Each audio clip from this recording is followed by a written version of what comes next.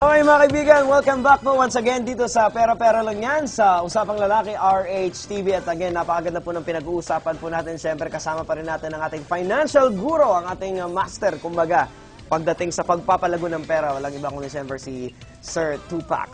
Sir, ituloy natin tong pinag-uusapan natin yung mga kontrabida, kumbaga, sa mga teleserye. Yung mga balakid para sa pagpalago ng pera.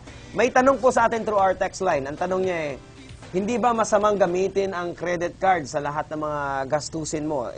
Pinag-uusapan natin yung spending habits, sir. Kung gagamitin mo ang credit card, parang convenience card, debit card lang, basta't babayaran mo siya pag due, walang masama dyan. Kaya ang ginagawa ko Para wag ako nagdadala ng cash, gagamitin ko yung credit card ko. Pero pag due na yung billing, cut off, binabayaran ko lahat. Pag hindi ako yung nagmi-minimum lang. Doon nagkakamali yung iba. Malaking temptasyon, sir, yung credit card. Kasi sasabihin sa'yo, you don't have to pay. Ba, may utang ka ng 10,000, no? You don't have to pay. 1,000 lang o 500 lang, pwede na. Yun yung sinasabi. Eh, di tuwan-tuwa ka. Let's say, ginamit mo na yung 10,000. Babayaran mo lang 500. Hindi mo alam. Kung halimbawa, credit line mo 20. Nagamit mo yung 10. Binayaran mo lang yung minimum mo. Sabihin mo, 1,000 binayad mo. Minimum. In your mind, meron pa akong 10,000 pera, balanse. The moment ginamit mo yun, lahat ng interest, naka-apply na rin doon. Aray ko. Kasi past due ka Past due ka sa 9,000 binayaran mo yung 1,000. Past due yung 9,000. So, nag-interest ng 3% yan.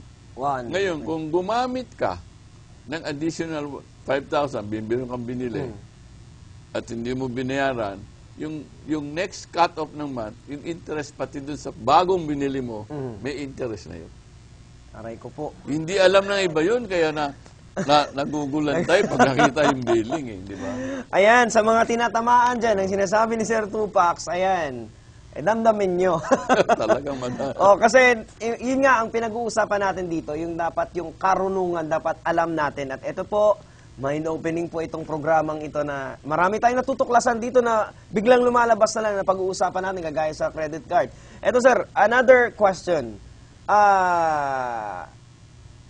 Halimbawa, di ba sa mall kuminsan may mga offer? Zero interest. Ito ba ay advisable na bibilhin ko through my credit cards pag zero interest? Pero may cash naman ako. Yes and no. Yes may and mga no. produkto na hindi mo alam na yung interest nandun na sa presyo.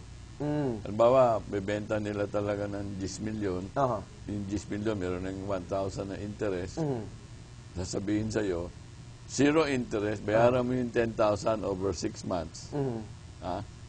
Akala mo wala kang interest. Pero ang presyo talaga nila, 9,000 lang. Yun yung nakapagtataka ko minsan. Pag binili mo ng cash, 9,000. Basta't sinabi nila na, may discount pag binayaran mo ng cash, kalokohan yung zero interest. Pero meron talagang, hindi namin bebenta. Kahit na cash bayaran nyo, yun pa rin ang presyo. Okay lang. So, yun ang pinaka-clue. Yun ang halimbawa, paano pag cash? Pag medyo sabi niya, ganun pa rin po, yun ang zero interest zero talaga. Interest talaga. Tama nga naman. Kasi paano ka magsi-zero interest? Pag halimbawa, binili mo to ng cash, 9,000. Pag credit card, 10,000. So, ibig sabihin, yung tubo, yun yung 1,000. Yun. Ayun. May natutunan na naman ako. Sir, ituloy natin tong isa sa mga balakid o mga hadlang. Culture and tradition natin. Yan, kadalasan, ang the best example na sa ating mga OFWs. Lumalabas sila, gusto nilang baguhin ang buhay nila. Correct. Pero dala-dala nila sa isipan nila na obligasyon nilang padala yung kinikita nila sa mga kamag-anak. Tama po. Umaabuso ang iba dyan. Correct. Pati yung luho nila, yung mga gustong cellphone. Mindset din, sir, ng mga halimbawa, ng mga nandito, yung mga anak, yung magulang, nagtatrabaho. Sila lahat ang nagpupondo. Monthly naman, nagpapadala naman si daddy, si mommy. Totoo. Yan ang nangyayari. Doon nga sa Abra, meron akong kaibigan doon na meron siyang chicken farm, yung free range. Ang empleyado niya, maniwala ka ba, nasa taga Cebu. Taga Cebu. Nasa Abra siya. Dahil yung mga taga ron, yung mga barangay, kapaligiran niya, hindi nagtatrabaho. Inaantay yung remittance ni nanay at ni tatay, 15 at 30. Ayaw magtrabaho. Ganun. Pero pool. Mhm. Kaya siya, kailangan pa siya kumuha ng trabaho. Mula Cebu, nasa Abra siya. Biruin mo yun. Napakabali, di ba? Oho. Yung mga experience ko sa OFW sa Hong Kong, kagaya ng isa, 17 years. Mhm. 90% ng kinikita niya, padala ng padala. Mhm. Sabi niya, sir, hirap na ako para akong ginagawang alkansya. Tama. Bakit ka ako? Ayun nga. Subukan mo naman balik na rin. Mhm. So, on her own, ang ginawa niya, 30% na lang ang pinadala niya. Oho. Yung 70, iniwan para sa kanya dahil uuwi na siya in 2 to 3 years. In 6 months, nakasave siya ng 60,000. Oh. 17 years, zero ha. Mhm. Zero ang savings niya. After 6 months lang na nakinig sa amin sa radyo, Oho. nakasave siya ng 60,000. Tapos tumawag siya, sayang masaya. Oho. Sabi ko, meron bang umangal? Wala naman ho. Yun ang punto ko. Yeah. Self-imposed. Tama. Yun ang kultura. Mhm. Hindi naman hinihingi. Oho. Nasa isip nila, obligasyon. Kasi kung minsan pag tayo padala lang ng padala, tayo nagdidikta ng lifestyle nila eh. Yun nga. Sila naman, no sweat. Oo. Di gastos lang, gastos. Oo.